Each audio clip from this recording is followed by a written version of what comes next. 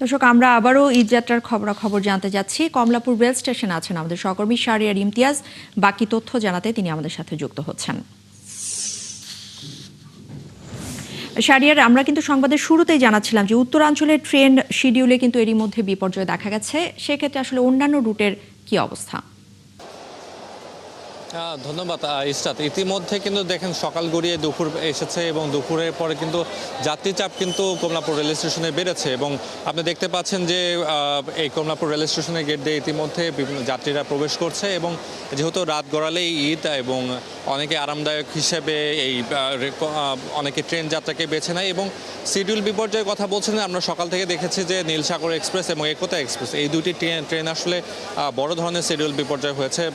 প্রায় 2 ঘন্টার উপরে 1 ঘন্টার উপরে শিডিউল বিপর্যয় হয়েছে এবং এর পরবর্তী যে ট্রেনগুলো গিয়েছে কম বেশি 20-25 মিনিট আধা ঘন্টা লেট করে অনেকে গিয়েছে, বিলম্ব করে গিয়েছে। তো আর এছাড়া অনেক ট্রেন আমরা দেখেছি যে সঠিক সময়ে গিয়েছে, এরকম অনেক ট্রেনও আছে এবং এখন পর্যন্ত এবং সর্বশেষ আমরা যেটা দেখেছি যে একতা এক্সপ্রেস বেশ কিছু ঘন্টাখানিক পরে গিয়েছে এবং সেখানে যাত্রীদের উপচে পড়া ভিড় ছিল এবং এখানে যাত্রীদের পক্ষ থেকে কিছু অভিযোগ ছিল। যেমন যাত্রীরা অভিযোগ করেছে যে অনেকে টিকিট ছিল, টিকিট থাকা সত্ত্বেও অনেকে ট্রেনের ভিতরে বগিতে প্রবেশ করতে পারেনি এবং একই সাথে অনেকে বলেছে যে ট্রেনের টিকিট নির্দিষ্ট বগিতে থাকা সত্ত্বেও অনেকে ভিড়ের কারণে সেই বগিতে তার যে নির্দিষ্ট সিট আছে সেই সিটে তারা প্রবেশ করতে পারেনি।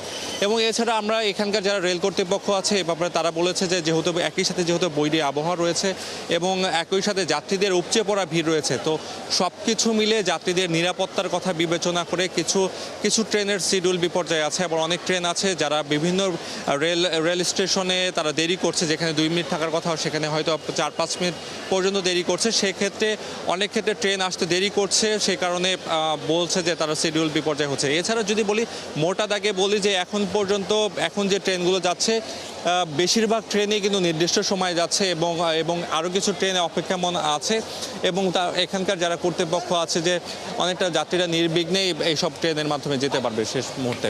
শাহরিয়ার ইমতিয়াজ, আপনাকে অসংখ্য ধন্যবাদ আমাদের সাথে যুক্ত হওয়ার জন্য।